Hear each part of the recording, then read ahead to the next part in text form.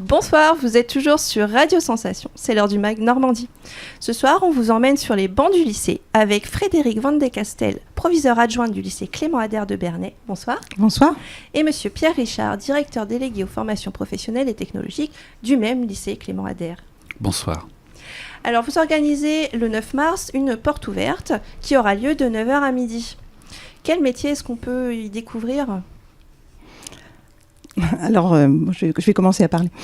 Donc, nous avons 3 filières. On a une filière hôtellerie-restauration, dans laquelle nous avons des CAP, un CAP cuisine, voilà, comme son nom l'indique, un CAP APR c'est de la restauration collective. Alors, APR, ça veut dire ?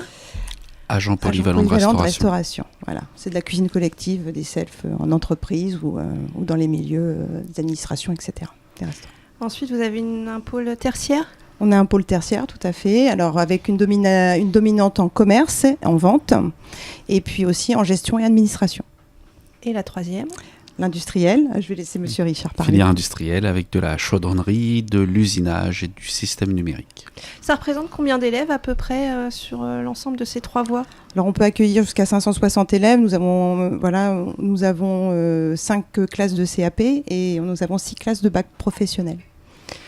Donc c'est à partir de quel âge, on arrive chez vous au lycée ? Alors comme il y a aussi également une classe de 3e prépa métier, 3e prépa pro qui devient la 3e prépa métier l'année prochaine, nous accueillons dès l'âge de 14 ans. Ah oui, il y a tout jeune en fait. Très jeune. Et jusqu'à, en moyenne si normalement tout se passe 18 bien. ans. Voilà. Donc est-ce qu'il y a une voie qui a un peu plus de succès que les autres ? Ça dépend ce qu'on entend par succès. Toutes les voies sont de toute façon à fort taux de pression métier. Le plus viendrait plutôt du secteur industriel et de l'hôtellerie-restauration. Mais les formations tertiaires fonctionnent très bien aussi. Ouais. Et vous pensez que ça vient de quoi, enfin, ce léger engouement pour une voie plutôt que pour l'autre ? Alors le taux de pression assez fort sur l'industrie vient d'un peu le papy boom en retard, on va dire ça comme ça, c'est-à-dire qu'il y a des gens qui vont tomber en retraite d'ici peu, qui continuent malgré tout pour des chefs d'entreprise arrivent à en prendre encore, à les retenir du moins, et on a de moins en moins de jeunes qui sont attirés malheureusement par les filières industrielles, donc on n'arrive pas potentiellement à sortir assez de jeunes sur le marché du travail concernant la formation industrielle. Donc c'est une voie qui risque finalement d'être... où on risque d'avoir plus de demandes que Tout d'offres. Tout à fait. Oui, effectivement, sur de quelques formations, on a des débouchés professionnels garantis en fait. Il y a plus de demandes que d'offres. Est-ce que vous percevez, vous, une évolution dans la perception de la voie professionnelle de la part des parents, des élèves, des enseignants ? Ou est-ce que malgré tout, on a encore un peu cette image vieillotte qu'il faudrait dépoussiérer ? Trop sensiblement, effectivement. Il y a eu une évolution quand même. Moi, je suis dans la formation professionnelle depuis 99, en tant que prof, puis après sur ces fonctions. On sent une légère amélioration, mais bien trop sensible. En fait, je dis toujours quand je vais dans les collèges et que je parle aux parents qu'il vaut mieux avoir un bon bac pro qu'un mauvais bac général pour... commencer dans la vie en tout cas, l'insertion, que ce soit la voie initiale ou la voie par apprentissage, fonctionne très bien. C'est une vraie voie de réussite avec des profils d'élèves différents selon l'initiale ou l'apprentissage. Et je tiens aussi à rappeler qu'on a une volonté aussi de permettre aux élèves de la voie professionnelle de poursuivre leurs études. Tout à fait. Donc on accède facilement au BTS maintenant, au brevet de technicien supérieur, voilà, de 2 ans, des formations qui peuvent se faire soit en formation par alternance, soit en formation initiale, voilà, sans passer par l'entreprise, sauf par le biais de périodes en formation professionnelle. Donc on a toujours cette volonté pour l'élève de s'adapter, de choisir, de passer, de se réorienter vers d'autres voies ou d'autres diplômes, même après le bac. Oui, c'est ça, on se ferme pas de porte en fait en choisissant la voie professionnelle. C'est plus une finalité en fait, la fin du bac pro, c'est plus que l'insertion professionnelle. Et vous avez aussi une voie Erasmus+. Alors, qu'est-ce que c'est ? Alors en fait, on offre au lycée la possibilité soit de réaliser des stages en entreprise dans les pays européens, enfin dans certains pays européens. On n'a pas un partenariat malheureusement avec tous les pays européens, on n'en est pas encore là. Et il y a aussi nos professeurs qui ont la chance de faire du job shadowing, c'est-à-dire d'aller voir un peu ce qui se passe et les techniques pédagogiques dans d'autres établissements d'Europe. Je vais y participer bientôt pour ma part. Vous partez où? Alors, je vais en Hongrie concernant ma fonction et je vais clôturer un dossier avec Monsieur Hochet qui est très actif sur ce dispositif pour un projet où des élèves de la voie système numérique un peu électrique, on va dire ça comme ça, ont eu un échange avec 5 pays, Turquie, Slovénie, Portugal, Espagne et nous donc, France, voilà. Et vous parliez du numérique, justement, comment on intègre le numérique dans ces métiers? Alors c'est peut-être plus facile sur le tertiaire, mais est-ce que sur la restauration, par exemple, on arrive est-ce qu'il y a une intégration du numérique qui est nécessaire? Alors dans la formation, c'est-à-dire en point de vue pédagogique par les professeurs, oui, on l'utilise de plus en plus parce que c'est ce qui fonctionne le mieux avec nos jeunes quand même, malgré tout ils sont très attirés par ça. Et puis nous-mêmes d'ailleurs on l'est aussi, mais puisque ça facilite quand même un peu le travail. Et puis on doit travailler surtout sur leur intérêt, donc voilà. Après c'est d'autant plus vrai dans les formations industrielles, où là on a vraiment, par exemple je vous parlais tout à l'heure de la chaudronnerie et de l'usinage, mais en fait on a une vraie conception suivie sur ordinateur numériquement avec des transmissions de programmes dans des machines qui appliquent les choses.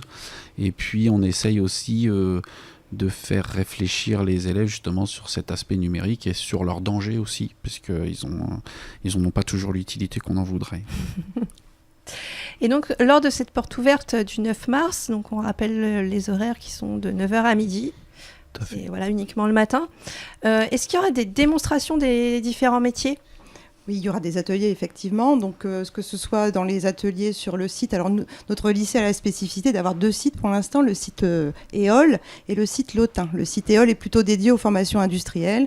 Et durant cette porte ouverte, vous pourrez effectivement assister à des ateliers, des démonstrations de chaudronnerie et d'usinage. Ils vont fabriquer des petits objets qui seront même mis en vente. Voilà.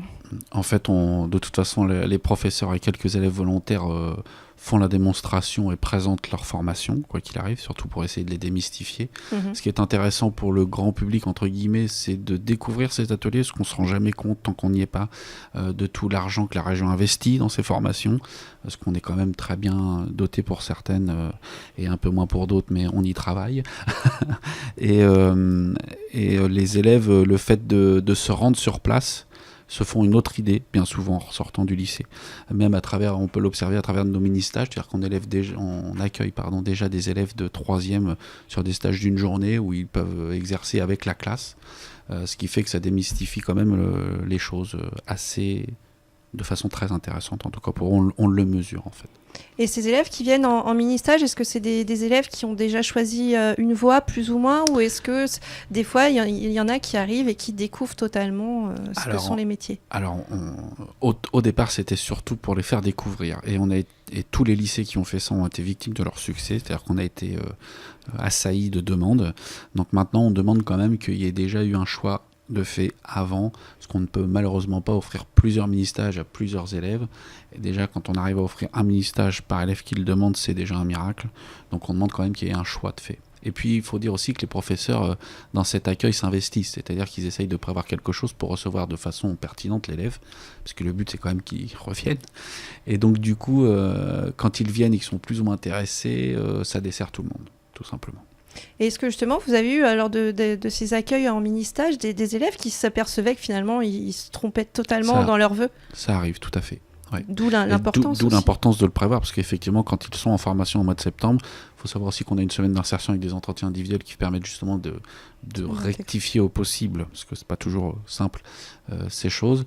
Mais c'est vrai que il faut savoir aussi que le lycée se déplace dans tous les collèges à leur demande pour une première présentation de la formation et justement les inciter à venir à cette porte ouverte. On fait tout ce que l'on peut pour une bonne orientation. Et alors, dernier petit point, c'est un peu ce restaurant d'application, donc où on peut découvrir le travail des élèves en étant totalement extérieur au lycée. C'est bien ça? On n'a pas besoin d'être parents pour... Nous accueillons de la clientèle, oui, des clients, effectivement, qui sont servis sur un temps du soir, le mardi soir, et sur les temps du midi. Nous avons sur le site donc, des menus accessibles, et puis les clients peuvent réserver, voilà, comme un restaurant classique, avec la particularité d'être servi par des élèves. Et ne pas hésiter à appeler justement mon assistante Madame Maille pour prendre les réservations, même tenter à 11h pour midi, pas de souci, parce que malheureusement nous n'avons pas assez de clients pour que nos élèves puissent œuvrer et être en formation. Est-ce qu'on peut donner l'adresse de votre site internet pour avoir déjà quelques renseignements ? Alors on la trouve sur la plaquette qu'on distribue. Malheureusement sur moi je ne l'ai pas. On pourra vous la transmettre si c'est possible sur oui, en le tapant site de la radio. lycée Clément Adair à Bernay sur un moteur de recherche. Lycée Clément Adair, par contre il y a un ancien site qui perdure, on n'arrive pas à le supprimer. Donc c'est le site où il y a l'interstice SPIP, SPIP, qui est celui qui est officiel. Je vous remercie beaucoup, Madame Van de Castel, d'avoir accepté notre invitation. Merci également à Monsieur Richard. Merci à vous de nous avoir accueillis. Donc, on vous retrouve lors de la porte ouverte le 9 mars, de 9h à midi, au lycée Clément Adair, à Bernay.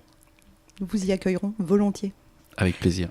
Retrouvez ce mag en audio et vidéo sur notre site radiosensation.fr.